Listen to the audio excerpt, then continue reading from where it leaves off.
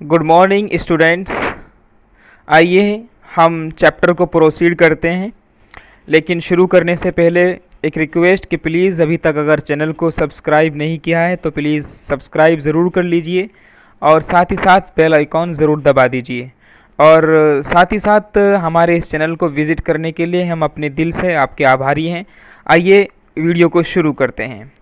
In the name of Almighty Allah, who is the most gracious and the most merciful। देखिए chapter शुरू होता है, हमारा आज का सेशन शुरू होता है। A sailor, a follower sailor hawked a garland of gulmohar, a garland of gulmohar. The child seemed irresistibly drawn. He went towards the basket where the flowers lay heaped and half murmured, "I want that garland." But he well knew his parents would refuse to buy him those flowers because they would say that they were cheap. So without waiting for an answer, he moved on. A follower sailor, ठीक है ना? A follower sailor, a follower seller means एक फूलों बेचने वाला, फूल बेचने वाला, ठीक है ना? फूल बेचने वाला व्यक्ति हॉक्ड फेरी लगा रहा था। मैं फिर से आपसे कह रहा हूं कि हम ट्रांसलेशन पास्ट कंटिन्यूअस में करते जा रहे हैं ताकि हम ट्रांसलेशन अच्छा कर सकें और हमारी पूरी स्टोरी अच्छे से समझ में आ जाए, कोई कंफ्यूजन कोई डाउट वहाँ पर बाकी ना रहे। So I am trying to clear all the chapters and all words that through we are going through the words. A follower seller hawked, फूल बेचने वाला एक व्यक्ति फेरी लगा रहा था। A garland of गुलमोहर, कि गुलमोहर का एक हार ले लो। A garland of गुलमोहर, गुलमोहर का एक हार ले लो। गुलमोहर इस पेड़ को बोलते हैं, गुलमोहर एक पेड़ का भी नाम है। The child seemed irresistibly drawn, बच्चा खिंचा जा रहा था ताकत के साथ, यानी जैसे ही उसने आवाज लगाई तो हार को देख करके बच्चा बड़ी तेजी से उसकी तरफ खिंचा जा रहा था, यानी वो उससे मोहित हो रहा था। he was being fascinated. Okay, the child seemed irresistibly is overwhelming, यानी ताकत के साथ बहुत ज्यादा। The child seemed irresistibly drawn, बच्चा खिंचा जा रहा था। He went towards the basket, वो उस बास्केट के पास गया। बास्केट बोलते हैं टोकरी को, यानी जिस टोकरी में हार रखे हुए थे वो उस टोकरी के पास गया। Where the flowers, जहां पर फूल, lay heaped, जहां पर फूलों का ढेर लगा हुआ था। ले मिस होता है पड़ना लेटना, हीप मिस ढेर लगना, किसी चीज का एक के ऊपर एक इकट्ठा हो जाना, दैट इज कॉल्ड ढेर लगना, ठीक है ना? हीप मिस ढेर, ये नाउन भी है और वर्ब दोनों है। ले हीप्ड, जहां पर फूलों का ढेर लगा हुआ था। एंड हाफ मर्मर, और वो बच्चा थोड़ा बड़बड़ाया, क्या कि आई वॉन्ट दैट गार्लैंड, कि मैं वो गार्लैंड चाहता हूँ, वो हार चाहता हूँ। बट ही वेल न्यू, लेकिन वो अच्छे से जानता था कि हिज पेरेंट्स वुड रिफ्यूज, कि उसके माता पिता मना कर देंगे, इनकार कर देंगे, to buy him to those flowers, उन फूलों को खरीदने से उसके लिए। क्यों? बिकॉज, इसलिए कि दे वुड से, वो कहेंगे, क्या कहेंगे? दैट, कि दे वर चीप, के फूल सस्ते हैं, अच्छे नहीं हैं, मुरझा गए हैं, और फ्रेग्रेंट नहीं है, यानी खुशबू देने वाले नहीं हैं।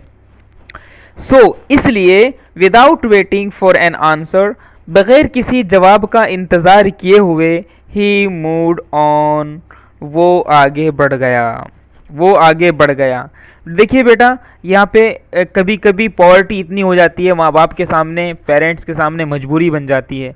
पेरेंट्स तो चाहते हैं कि अपने बच्चे की हर इच्छा को पूरा करें, लेकिन क्या होता है कि कभी कभी पैसे नहीं होते हैं, मजबूरियाँ होती हैं, गुर्बत घेर लेती है, तो फिर दिक्कतें खड़ी हो जाती हैं। अगर कभी आप लोग भी किसी फेयर को, किसी मेले को विज़िट करें और आप अपने पेरेंट्स के सामने आप ज़िद करें, अपने डिज़ायर को शो करें कि मैं ये टॉय या मैं खिलौना ख़रीदना चाहता हूँ, और बाय द वे आपके पेरेंट्स मना कर दें, तो बेटे उनके लिए कभी बद्दुआ मत करना, उनके लिए बुरा मत सोचना, क्योंकि वो नहीं चाहते कि हम अपने बेटों की, अपनी औलाद की इच्छा को पूरा ना करें। कुछ मजबूरियाँ होती हैं, घर के सिस्टम को अरेंज करना होता है, मेंटेनेंस में रहना होता है, तब जा कर के एक फैमिली रन करती है, ठीक है ना।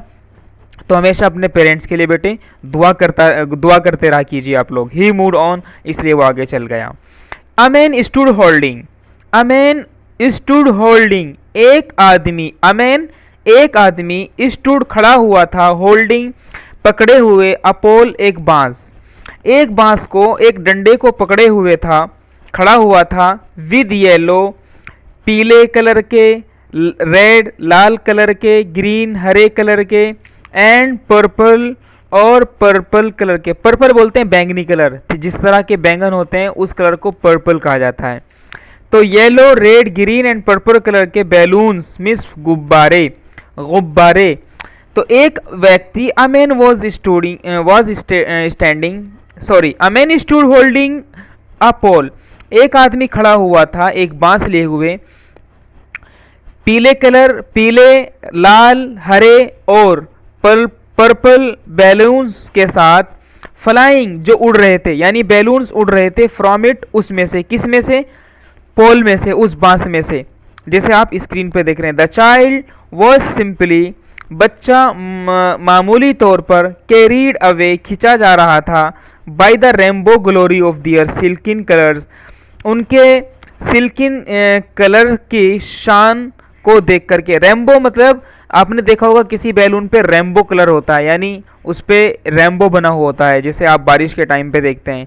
Rainbow glory of their silken colours and he was filled with an overwhelming, और वो भरा हुआ था एक बड़ी इच्छा के साथ। और ओवरवेलमिंग का मतलब बड़ी, डिजायर मीन्स इच्छा, यानी वो भरा हुआ था। ही वॉज फिल्ड, वो भर गया था, विद एन ओवरवेलमिंग डिजायर, एक बड़ी इच्छा को लेकर, टू पजेस दबाने के लिए, दैम उनको, किनको, गुब्बारों को, बैलून्स को, ऑल सभी को, यानी एक इच्छा उसके अंदर ऐसी उभरी कि टू पोजेस दैम ऑल, कि वो उन सब गुब्बारों को दबाना चाहता था। ही वेल न्यू, लेकिन वो अच्छे से जानता था कि his parents would never by him, कि उसके पेरेंट्स उसके लिए कभी भी नहीं खरीदेंगे। देखिए जो वर्ड है ना ये नेवर का मतलब होता है कभी नहीं। क्या होता है? कभी नहीं। जहाँ पे जिस सेंटेंस में नेवर यूज़ होता है वहाँ पर कभी नॉट यूज़ नहीं होता, ठीक है ना, क्योंकि फिर गलत हो जाएगा। जहाँ पर वुड भी, जहाँ नेवर भी और नॉट भी एक साथ यूज़ करेंगे तो नेवर मीन्स कभी नहीं। तो क्या हुआ कि हिज पेरेंट्स, उसके parents would never by him, कभी नहीं खरीदेंगे उसके लिए, द बैलून्स, इन गुब्बारों को। क्यों? बिकॉज, इसलिए कि दे वुड से, वो कहेंगे, he was too old to play, कि वो इतना ज़्यादा बड़ा हो चुका है कि अब वो इस तरह के खिलौनों के साथ नहीं खेल सकता। यानी ही वॉज टू ओल्ड, अब वो ज़्यादा बड़ा हो गया है, to play with such toys, इस जैसे खिलौनों के साथ खेलने के लिए। यानी अब वो बच्चा नहीं रहा, बड़ा हो गया है। सो ही वॉकड ऑन फर्दर, इसलिए वो आगे चला गया। बस यहीं तक हम अपना चैप्टर आज रखेंगे। आज का लेसन यहीं तक रहेगा। उम्मीद करता हूँ आज का वीडियो अच्छा लगा होगा। प्लीज़ वीडियो को लाइक करिएगा, शेयर करिएगा, चैनल को सब्सक्राइब करके अपने फ्रेंड्स, अपने रिलेटिव्स के साथ में शेयर करिएगा, बेल आइकन ज़रूर दबा दीजिएगा। मिलेंगे फिर अगली वीडियो के साथ, तब तक के लिए अपना ख्याल रखिएगा। बहुत बहुत शुक्रिया, thank you, take care, bye bye.